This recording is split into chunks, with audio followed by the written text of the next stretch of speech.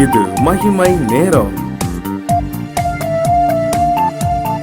கர்த்தரும் இரட்சகருமாகிய இயேசு கிறிஸ்துவின் ஈடிய நேற்று இன்ப நாமத்தினாலே மகிமை டிவி நேயர்களை அன்புடன் வாழ்த்துகிறேன். மகிமை நேர நிகழ்ச்சியின் வாயிலாக உங்களை மறுபடியுமாக சந்திப்பதிலே மிகுந்த மகிழ்ச்சி அடைகிறேன். நாம் தொடர்ந்து பிரிவினைகள் வேண்டாம் என்ற தலைப்பின் கீழே தியானித்து வருகிறோம். வேத வசனம் இவ்வாறு சொல்கிறது. நீதிமொழிகள் 16:28 மாறுபாடுள்ளவன் சண்டையை கிளப்பி விடுகிறான், கோல் சொல்லுகிறவன் பிராண சிநேகிதரையும் பிரித்து விடுகிறான். நீதிமொழிகள் 17:9 குற்றத்தை மூடுகிறவன் சிநேகத்தை நாடுகிறான், கேட்டதை சொல்லுகிறவன் பிராண சிநேகிதரையும் பிரித்து விடுகிறான். நம்ம எல்லாத்துக்கும் நண்பர்கள் ரொம்ப முக்கியமான ஒருவராக இருக்கிறார்கள். எல்லாத்துக்கும் நண்பர்கள் உண்டு. ஸ்கூலில் ஒரு ஃப்ரெண்டு, காலேஜில் ஒரு ஃப்ரெண்டு, சர்ச்சில் ஒரு ஃப்ரெண்டு, இல்லை நம்மளுடைய உறவினர்லேயே ஒரு நட்போடு பழகுகிறவர்களும் உண்டு. இப்போது இந்த நண்பர்களுக்கிடையே ஏற்படும் பிரிவினை நன்றாக கவனிக்க வேண்டும். இந்த பிரிவினை எப்படி உருவாகுகிறது? இரண்டு நண்பர்கள் இருக்கிறார்கள், அவர்களுக்கிடையே எப்படி பிரிவு உருவாகுகிறது? பிரிந்து செல்வது வேறு, பிரித்து விடுவது வேறு. சில மனிதர்களுடைய வேலை மற்றவர்களை பிரிப்பதே வேலை. வேதாகமத்திலும் அநேக இடங்களிலே நண்பர்களை குறித்த காரியங்களை நாம் வாசிக்கிறோம், இல்லை கற்றுக்கொள்கிறோம். இதில் மிகவும் எடுத்துக்காட்டாக இருப்பது தாவீது யோனாத்தானுடைய வாழ்க்கை. அவர்களுடைய நட்பு மிகவும் விலையேற பெற்றது. அவர்கள் இருவரும் எப்படிப்பட்ட நட்போடு இருந்தார்கள் என்றால், 1 சாமுவேல் 18:3 தாவீதை யோனாத்தான் தன் ஆத்மாவை போல சிநேகித்தான். அவனுக்குள்ளாக எந்த ஒரு காரியமாக இருந்தாலும் அதை ஒதுக்கிவிட்டு தாவீதுக்கு முதலிடம் கொடுக்கிறார். இன்னும் அந்த 1 சாமுவேல் அந்த பகுதியிலே நீங்கள் வாசித்து பார்த்தீர்கள் என்றால், ஸ்திரீகளை விட அவர்களை விட ஒரு படி கூட அந்த யோனாத்தான் அவர்களை விட கூடுதலாக தாவீதை நேசிக்கிறான்.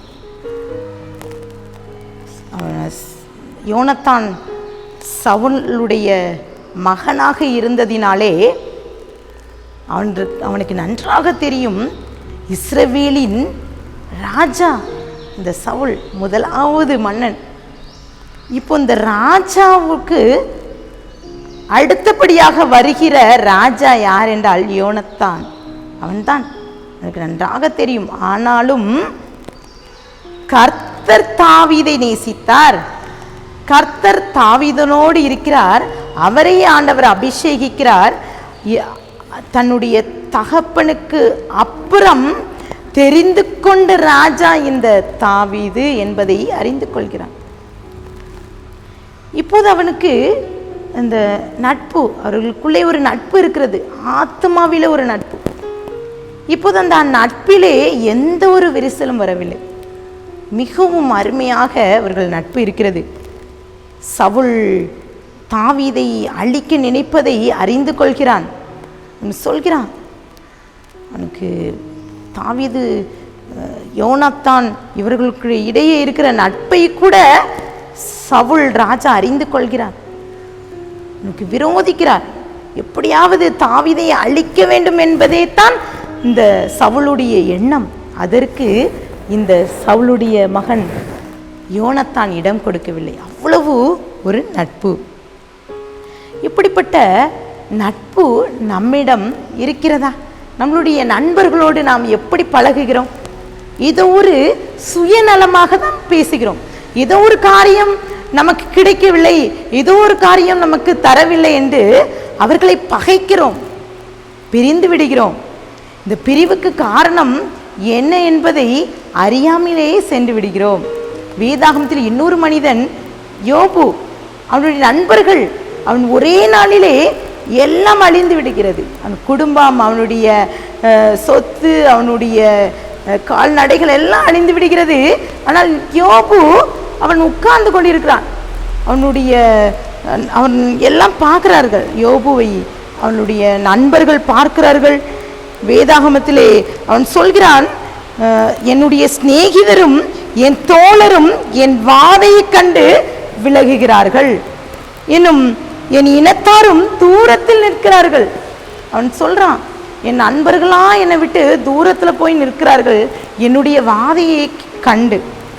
சிநேகிதரையும் தோழரையும் எனக்கு தூரமாய் விலக்கினீர் என்று சொல்லி ஆண்டவரை பார்த்து கேட்கிறார். ஆண்டவர் நம்மை பார்க்கிறார். நம்மளுடைய நட்பு, நம்மளுடைய உறவு முறைகள் எப்படி இருக்கிறது ஆண்டவருக்கு நன்றாக தெரியும். இந்த யோபுவுக்கு அவனுடைய நண்பர்கள் சொல்கிறார்கள், அவனை பார்த்து சொல்கிறான், எப்படி ஆறுதல் சொல்ல வேண்டும் யோசிக்கிறான். கர்த்தர் ஒரு வசனத்தை அந்த யோபு அதிகாரத்தில் வாசிப்போம். யோபு 42:7 கர்த்தர் இந்த வார்த்தையை யோபுவோடு பேசின பின்பு கர்த்தர் தேமானியனான எலிப்பாசை நோக்கி, உன் மேலும் உன் 2 சகோதரன் மேலும் எனக்கு கோபம் மூழுகிறது. என் தாசனாகிய யோபு பேசினது போல நீங்கள் என்னை குறித்து நிதானமாய் பேசவில்லை. இந்த யோபுவை குற்றம் சுமத்துகிறீர்கள் என்று சொல்கிறார். யோபுவை பார்த்து சொல்கிறார், ஒரே ஒரு காரியம் நீ செய்ய வேண்டும். யோபு 42:10 யோபு தன் சிநேகிதருக்காக வேண்டுதல் செய்த போது கர்த்தர் அவன் சிறையிருப்பை மாற்றினார். யோபுக்கு முன் இருந்த எல்லாவற்றை பார்க்கிலும் இரட்டத்தனையாய் கர்த்தர் அவனுக்கு திருப்பி கொடுக்கிறார். அவன் நண்பனுக்காக இந்த யோபு ஜெபிக்கிறான். எத்தனை பேர் நம்மளுடைய நண்பர்களுக்காக ஜெபிக்கிறோம்? நம்மளுக்கு ஆண்டவர் கொடுத்த ஒரு கிஃப்ட் என்று சொல்ல நண்பர்கள். அவர்களை பிரிந்து விட்டால், அவர்களை ஒருவேளை பிரிவது ஒரு தீர்வல்ல, ஏதோ ஒரு தவறு செய்தார்கள் என்று பிரிந்து விடாதீங்க. அவர்களுக்காக ஜெபிங்க. அவர்களோடு அவள் தவறு செய்தால் அதை உணர்த்துங்க. அந்த நண்பர்கள் தவறு செய்யும் போது நாம் உணர்த்த வேண்டிய கடமை நமக்கு இருக்கிறது. நீதிமொழிகள் 27:5 மறைவான சிநேகத்தை பார்க்கிலும் வெளிப்படையான கடிந்து கொள்ளுதல் நல்லது. ஒருவேளை நண்பர்கள் தப்பு செய்தா, தவறான காரியத்துக்கு சென்றா, செல்போனில் தப்பான ஒரு காரியத்தை பார்த்து கொண்டிருந்தால், தவறான வேலை செய்து கொண்டிருந்தால் கண்டிங்க, அவர்கள் திருத்துங்க, பிரிந்து செல்லாதுங்க. கண்களை மூடி ஜெபிக்கலாமா? அன்பின் பரலோக தகப்பனே, மை ஸ்தோத்திரிக்கிறோம். இந்த வேளையில் எங்களோடு பேசியிருக்கீங்க. அமேனப்பா, எங்களுக்கு பிரிவினை வேண்டாம். ஒருவேளை நண்பர்களோடு நாங்கள் பகைத்து சண்டையோடு இருந்தால் இன்றைக்கு நாங்கள் ஒப்புரவாகி உம்முடைய அன்பை அவர்கள் காட்டும், அவர்களுக்காக ஜெபிக்கிற ஒரு உணர்வை எங்களுக்கு தாங்க. அவர்களுக்கு கண்டித்து திருத்த வேண்டிய பொறுப்பு எங்களுக்கு இருக்கிறது அப்பா. அதை நாங்கள் அணிதினமும் அப்பா அவர்களுக்காக நாங்கள் ஜெபித்து அந்த அன்பை, உம்முடைய அன்பை அவர்களுக்கு அறிவிக்க, அவர்களோடு ஒப்புரவாக, அவர்களோடு ஐக்கியத்தில் நிலைத்திருக்க கிருபை தாங்க. உம்முடைய சமூகத்திலே நான் வைக்கிறேன், தாழ்த்துக்கிறேன், உண்மையாக்கிறேன். மீட்பர் மூலம் கேட்கிற பிதாவே, ஆமேன், ஆமேன்.